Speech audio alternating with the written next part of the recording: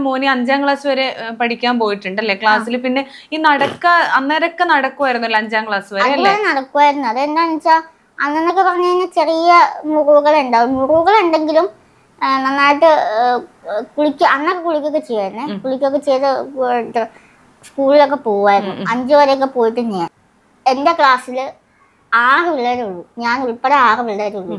ഒത്തിരി പിള്ളേരൊന്നും ഇല്ല. ഓടിക്കളിക്കാൻ പറ്റിയ പിള്ളേരും ഇല്ല. ഞാൻ ഉൾപ്പെടെ 6 പേരേ ഉള്ളൂ. 6 ആണുങ്ങളും 6 പെണ്ണുങ്ങളും.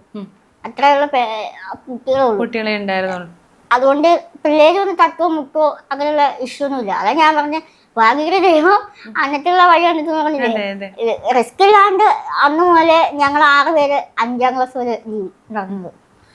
അപ്പൊ അവരെന്ന് പറഞ്ഞു കഴിഞ്ഞാൽ നല്ല കെയറിങ്ങാ എല്ലാവരും. സ്കൂൾ മുഴുവൻ കെയറിങ്ങാണ്.